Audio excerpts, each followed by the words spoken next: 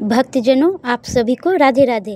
भक्ति रथ पर सवार होकर आइए चलते हैं राधा रानी की ओर। राधे राधे।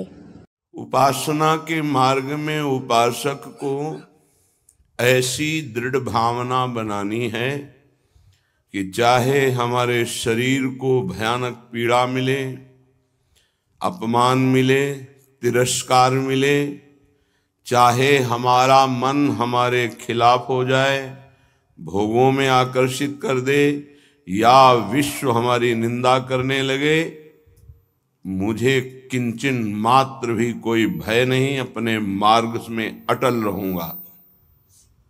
ये शपथ पूर्वक मार्ग चलना चाहिए। प्रारंभ में ही ये शपथ खा लेनी चाहिए, अब मैं प्रभु के मार्ग को नहीं छोड़ सकता, चाहे जितनी पीड़ा दी जाए या प्रलोभन दिया जाए। हर सुख का प्रलोभन माया देगी, प्रभु को नहीं छोड़ना है। जो उपासक सुख का लक्ष्य करके इस मार्ग में चलता है वो भ्रष्ट हो जाता है। वासनाएं साधना से दब जाती है, मिटती हैं भगवत साक्षात्कार या ब्रह्म बोध से। भगवत साक्षात्कार या ब्रह्म बोध तक पहुंचने के लिए उपासक को बहुत ही स्वभाव में गंभीरता, सहनशीलता ये लानी ही होगी। अगर वो गंभीर स्वभाव का नहीं है, अपनी बातें दूसरों से बताएगा तो परमार्थ से वंचित हो जाएगा। अनुभव की बातें या अपनी कमी की बातें दोनों नहीं बतानी। इष्ट देव जान रहे हैं, गुरुदेव जान रहे हैं। दूसरा कोई हमारे हृदय का परिवर्तन नहीं कर सकता। अगर हमारे हृदय का परिवर्तन कर सकता है तो हमारा आराध्य देव कर सकता है। आराध्य देव सर्वज्ञ है, इसलिए मुझे कहने की जरूरत नहीं। जो अनुभव हो रहा है उसे गुप्त रखो, क्योंकि वही अनुभव परमात्मा साक्षात्कार की मंजिल दृढ़ कर देगा। अगर अनुभव बताने लगे तो खाली हो जाओगे, परमार्थ में चलने की योग्यता खो दोगे। इस बात को धैर्यपूर्वक समझिए। चाहे जितना कष्ट हमें मिले, शारीरिक या मानसिक, हम प्रभु के मार्ग को अब छोड़ने वाले नहीं। ये शपथ खानी चाहिए। हम प्रभु के मार्ग में जैसे हैं वैसे ही चलेंगे। जितना सुधार प्रभु कराते जा रहे हैं उतना होता जा रहा है। हम प्रभु के मार्ग को नहीं छोड़ेंगे, चाहे जैसी परिस्थिति आ जाए। हम गिर सकते हैं, फिसल सकते हैं, लड़खड़ा सकते हैं, पर ना तो रुक सकते हैं और ना लौट सकते हैं। ये शपथ खानी चाहिए। अगर ये निष्ठा नहीं है तो फिर बहुत बड़ा भयावह दृश्य उपस्थित करेगी माया, भीतर और बाहर से। समय आएगा आप लड़खड़ा जाएंगे। आपको प्रलोभन ऐसा मिलेगा कि आप इसे छोड़ करके माया में रमण करें। प्रलोभन में बहुत मिठास नजर आती, पर होता बहुत जहर है। सकामता उत्पन्न होते ही जो जलन होती है वो सकामी पुरुष नहीं जानते, वो भगवत मार्ग के पथिक जानते हैं कि कामना कितना बड़ा जहर है और कैसे जलाती है रात दिन। इसलिए उपासक को निष्कामता पर ही अपनी स्थिति स्थापित करनी चाहिए। सकामता को तत्काल काटना चाहिए। अगर सकामता रही तो 20 वर्ष साधन करने के बाद भी वो भ्रष्ट हो जाएगा। इस शब्द को बहुत सूक्ष्मता से अनुभवपूर्वक बोल रहे हैं। छोटी सी दबी हुई वासना 20 वर्ष साधन करने के बाद भी वो अपना प्रबल रूप धारण कर लेगी और साधक को गिरा देगी। ढूंढ ढूंढ कर अंदर की वासनाओं को नाम जप के द्वारा भस्म किया जाता है। भजन के बल से उनका हृदय से पूर्ण अनादर करना होता है। अनादर ही उनका नाश है, आदर करना ही अपना नाश है। बस ये ध्यान रखना है। सकामता ही हमारा पतन है, निष्कामता ही हमारी स्थिति है। धैर्य पूर्वक सहन करना ही यात्रा है। सहन न कर पाना, टूट गए या प्रलोभन में आ गए तो इस मार्ग से गिर जाएंगे। देखो श्रीपाद प्रबोधानंद जी महाराज कैसी निष्ठा का वर्णन करते हैं, धाम की निष्ठा। कह रहे हैं कि छिद्देत खडशः इदम यदि मे शरीरम घोरा विपद विततयो यदि वा पतन्ति हाहंत न तथापि भूयात् वृंदावनादितर तुच्छ पदे पिपाशा। बहुत उच्च कोटि की वृंदावन की निष्ठा है श्रीपाद प्रबोधानंद जी की। बलिहारी है इन महापुरुषों की कि इन्हीं के वचनों की जूठन पाकर अपने हृदय में कुछ निष्ठा आती है। नहीं तो ये शरीर राग हमें धाम निष्ठ, गुरु निष्ठ, नाम निष्ठ, भगवत निष्ठ ये नहीं होने देता। इस शरीर संबंध ही भगवत संबंध दृढ़ नहीं होने देता। अनंत जन्मों से हम भटक रहे इन्हीं शरीरों के संबंध में। ये पत्नी, ये पुत्र, ये पिता, ये माता, ये रिश्ते, ये नाते, ये सामग्री, ये भोग, ये बैंक बैलेंस, इसी का आश्रय लेकर हम भगवान से विमुख हो चुके हैं। कैसी अद्भुत निष्ठा। छिद्देत खडसा इदम यदि में शरीरम घोरा विपद विततयो यदि वा पतंती। यदि मेरे शरीर को पीड़ा पहुंचाई जाए वृंदावन में, अस्त्र शस्त्रों के द्वारा छेदन भेदन किया जाए, तो भी मैं कभी वृंदावन को नहीं छोड़ सकता। ये बात समझनी चाहिए। बहुत बड़ी उपलब्धि है, बहुत बड़ा सौभाग्य है यदि आपको यहां एक दिन भी वास करने को मिल जाए। फिर जिनको आजीवन वास मिल गया है तो दुर्भाग्य है कि वो प्रिया प्रीतम का चिंतन नहीं करते हैं, सत्संग नहीं सुनते, श्री जी की लीलाओं का गायन चिंतन नहीं करते, व्यर्थ में समय नष्ट करते हैं। दिव्य कृपा हो गई वृंदावन वास की, पर उसका लाभ नहीं ले पा रहे।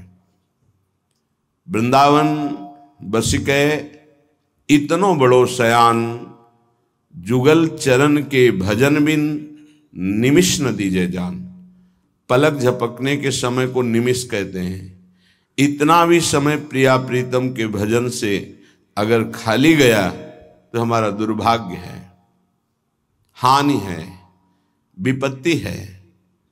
अगर निरंतर हमारा स्मरण वृंदावन में चल रहा है तो वास्तविक तन मन के बन से ये अब वृंदावन वास हो रहा है। इसीलिए उपासकों से प्रार्थना करते हैं कि उठते बैठते चलते फिरते नाम जप करते रहो, प्रिया प्रीतम को मत भूलो। ये तुम्हारा बैंक बैलेंस तुम्हारे साथ नहीं जाएगा, ये तुम्हारी प्रवीणता संसार के व्यवहार की ये नहीं जाएगी, ये तुम्हारा शरीर सुख या संपत्ति सुख ये तुम्हें प्रियालाल से वंचित कर देगा। इसका भरोसा मत करो, ये मायाकृत है। भरोसा करो प्रभु का, भले सब कुछ बना रहे, उसका भरोसा मत करो। ये सब टिकाऊ नहीं है, परिवर्तनशील है। ये शरीर नाशवान है, इसको इतना प्यार मत करो कि प्रभु के प्यार का मार्ग ही छूट जाए। कैसा मंद बुद्धि हो जाती है उपासक की, कैसा विचार हो जाता है कि वो शरीर पोषण के लिए, इंद्रिय भोगों के लिए प्रभु को छोड़ देता है, धाम को छोड़ देता है। ऐसा है, वो धाम को छोड़ देता है, प्रभु को छोड़। एक विषय, एक इंद्रिय मन के साथ मिलकर ऐसी ठगाई की कि प्रभु से विमुख कर दिया, धाम से विमुख कर दिया, गुरु से विमुख कर दिया। तभी कहा शपथ पूर्वक इस मार्ग में चलना चाहिए। हम तो आए नहीं, हमें लाया गया है। यदि लाया गया है तो अब समझ में आया कि मेरे ऊपर कृपा हुई तो मैं शपथ खाता हूं कि अपने प्राण त्याग सकता हूं लेकिन अपना मार्ग नहीं, पक्का। पर आजकल शपथ भी ऐसे ही खा ली जाती है, उसकी सत्यता, उसका निर्वाह करना बहुत कठिन हो जाता है। प्रतिज्ञा, शपथ, इस सब में खवाई जाती है।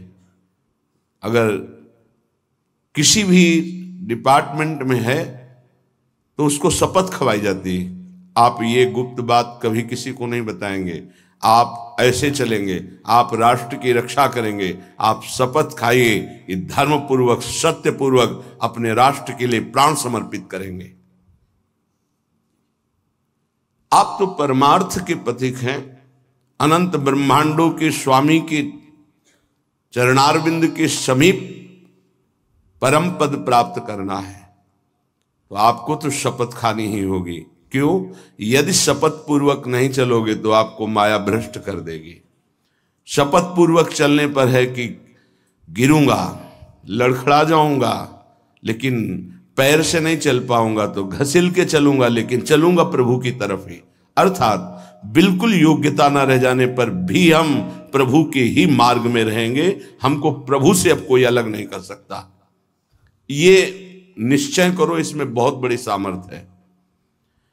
यदि हम परमार्थ को स्वीकार किया है, चाहे गृहस्थ में हो चाहे विरक्त में हो, अब चाहे हमारे शरीर को काट दिया जाए तो भी अंतिम समय हम राधा ही बोलेंगे। हमारे जीवन का उद्देश्य प्रभु ही है। श्रीधाम वृंदावन के वास की निष्ठा का परिचय दे रहे हैं ध्रुवदास जी। खंड खंड होए जाए तन, अंग अंग सत टूक, वृंदावन नहीं छाड़ियो, छाड़ी वो है बड़ी चूक। बड़ी चूक, ये जो बाहर से भक्तजन आते हैं, इनके ऊपर श्री जी की कृपा है, पर आपका दुर्भाग्य हो जाएगा यदि इनसे आप घनिष्ठ अपनापन कर लिए। घनिष्ठ संबंध श्री जी से और श्री जी के संबंध से इनसे संबंध, डायरेक्ट हमारा कोई संबंध नहीं होना चाहिए, श्री जी के नाते से है, श्री जी के संबंध से है। एक बहुत अच्छे ब्रजरज सेवी महात्मा इसी संबंध में चूक हो गई। कुछ लोग बाहर से आए, ऐसा कभी किसी को नहीं करना चाहिए बाहर से आने वालों को। उनके 500 शुगर थी, बहुत अच्छे ब्रजरज सेवी, और सरल स्वभाव संतों का हो जाता है, क्योंकि हमारी स्वामिनी का स्वभाव है अत्यंत दयालु, करुणामय, सहज, सरल। किन्हीं किन्हीं संतों का बाहरी स्वभाव नारियल की तरह होता है। नारियल ऊपर से कठोर होता है, वो अंदर से देखो तो बहुत मिठास वाली गिरी होगी, उसमें मीठा जल होगा, पर बाहर से कठोर रहता है, नीरस रहता है। ये स्वभाव होना ही चाहिए। निर्विकार परम पद की प्राप्ति के लिए हर साधक का स्वभाव इस नारियल की तरह होना चाहिए। बाहर से नीरस, जटिल, कठोर, अंदर से सुकोमल।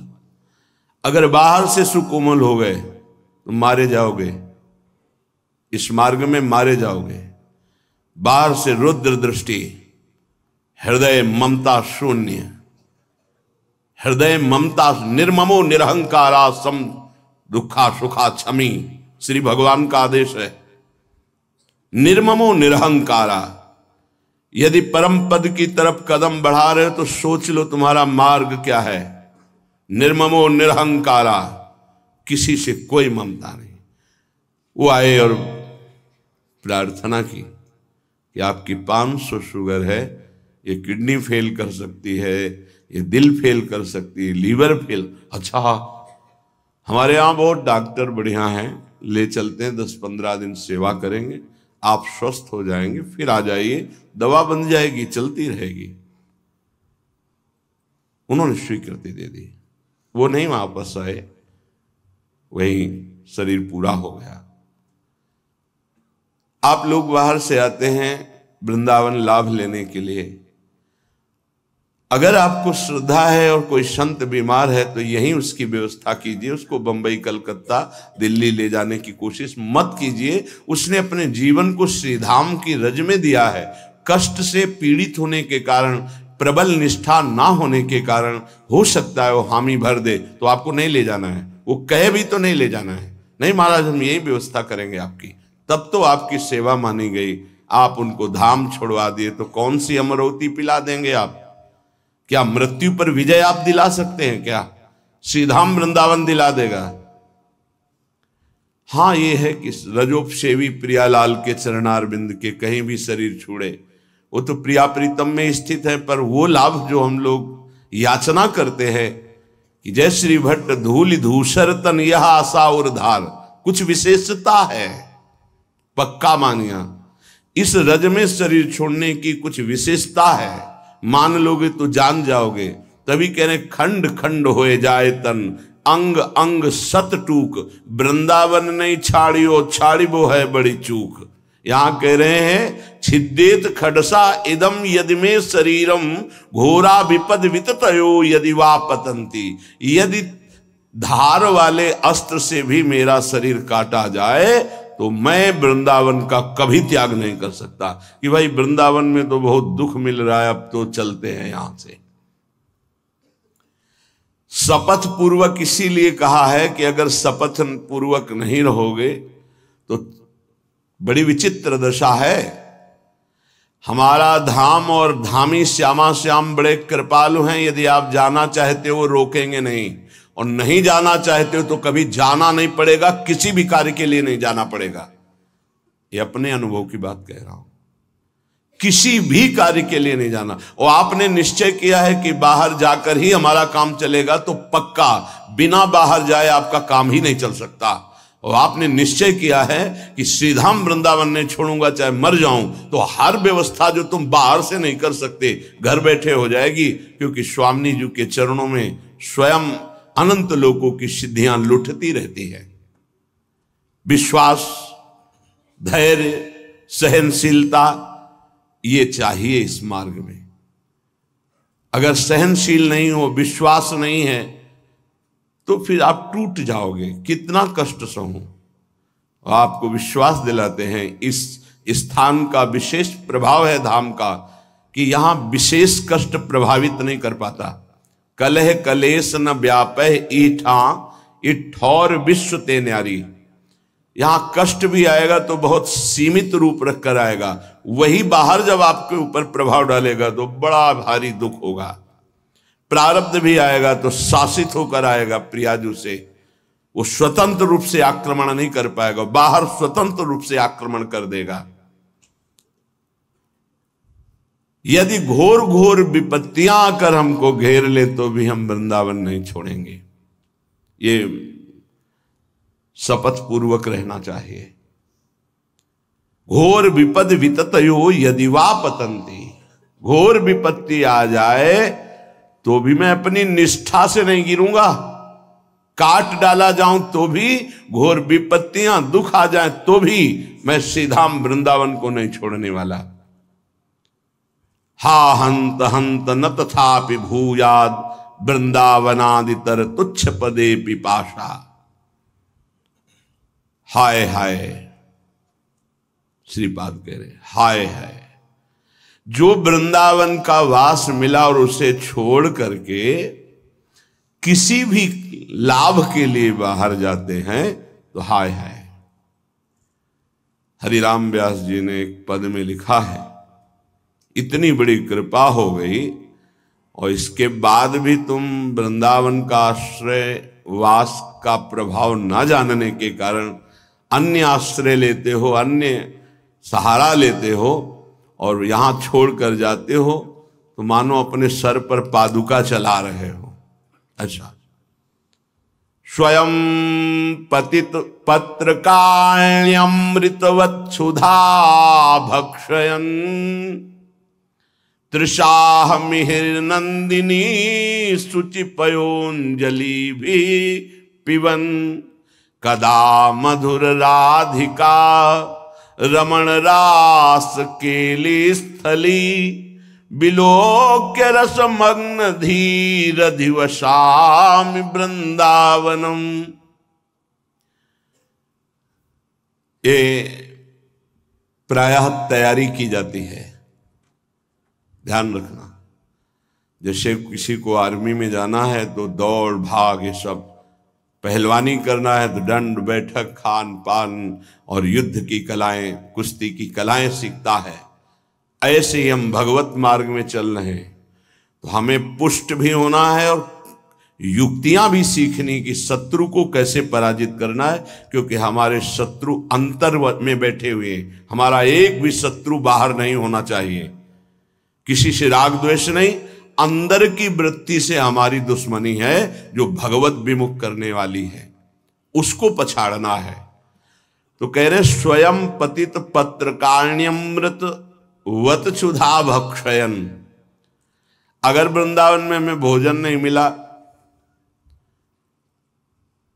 तो हम सूखे पत्ते खा करके यहां अमृत के समान भोजन का भाव रख करके प्राण त्याग देंगे, लेकिन धाम नहीं छोड़ेंगे। सूखे पत्ते खा के कि मानो मैं अमृत पा रहा हूं, ऐसी भावना से, पर हम वृंदावन नहीं छोड़ सकते हैं। ये अपने लोगों ने अभ्यास किया, जानबूझ के अभ्यास किया है। ऐसी वृत्ति धारण की गई कि अगर हमको भोजन न मिले तो कई दिन तक हम भूखे रह सकते हैं, और हमारे भजन में विक्षेप नहीं पड़ना चाहिए, और उसका अभ्यास पूरे जीवन चलाया गया। जब तक हम साधन पक्ष में हैं तब तक अभ्यास पूरा दृढ़ कर लेना चाहिए कि अगर हमें 4-5 दिन भोजन ना मिले तो हम भजन में विक्षेप न पड़े, ऐसा अभ्यास कर लें। हम एकांत में बैठकर भजन करें, हम समाज में बैठकर भजन करें, हम बाजार में खड़े होकर भजन करें, हम यमुना के किनारे भजन, हमारा भजन का अभ्यास कहीं भी हमें बाधा ना पहुंचा पावे, ऐसा होना चाहिए। हमारी निष्ठा कितनी है, जरा विचार करके देखो कितनी है। तृषा मिहिर नंदिनी सुच पयोंजलि भी पिवन। अगर प्यास लगेगी तो उसे जल से बुझा देंगे। गंगा जल में बड़ी सामर्थ्य रही है। अब आगे अब का तो हमें पता नहीं, लगभग 25-26 वर्ष हो गए वृंदावन की निष्ठा का जो स्वरूप गुरुदेव और रजरानी की कृपा से आया पालन हो रहा है। आगे श्री जी जाने। गंगा जल के पान करते ही, जैसे माँ का दुग्ध पान करते ही बालक को भोजन की आवश्यकता नहीं होती, छोटे बालक को, ऐसे ही गंगा जी दुलार करती थी। गंगा जी में कभी हमें नदी भाव नहीं आया, कभी जल भाव नहीं आया, बस यही लगता था माँ और माँ का अमृत। अंधेरे पे जाके जब गले से खड़े हो जाते तो कभी कभी मन कहता मगरमच्छ ना आ जाए, तो कहते उसके ऊपर हमारी माँ भी विराजमान होंगी। मगरमच्छ सवारी है गंगा मैया की, तू चिंता क्यों करता है? जब गंगा जी है तो तेरे को क्या चिंता? खड़े हुए मंत्र जप कर रहे। निष्ठाएं ऐसे थोड़ी परिपक्व होती है। हर सुविधा प्राप्त हो गई, कभी अपने को कसने की कोशिश नहीं कर रहे तो मन तुमको कस रहा है।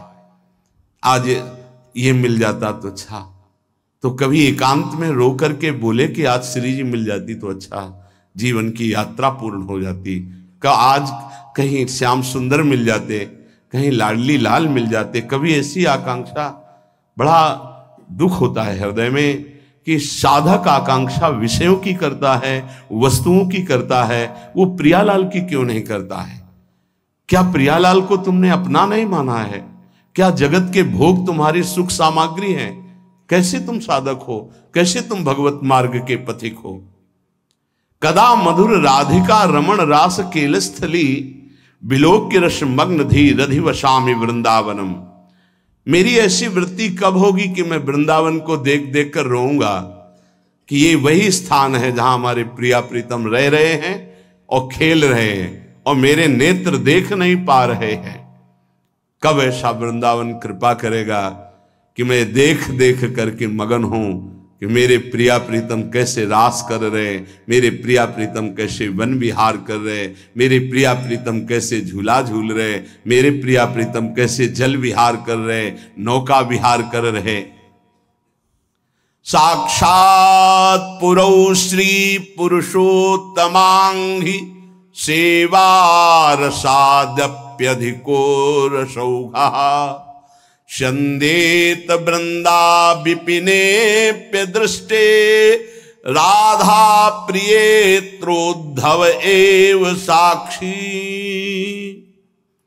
पुरुषोत्तम भगवान वासुदेव देवकी नंदन का निरंतर सानिध्य प्राप्त करके भी जिनको प्रेम का परिचय प्राप्त नहीं हो पाया, और वो जब वृंदावन की रज में आए तो बिना किसी साधन के प्रेम प्राप्त हो गया, इसके साक्षी उद्धव जी हैं।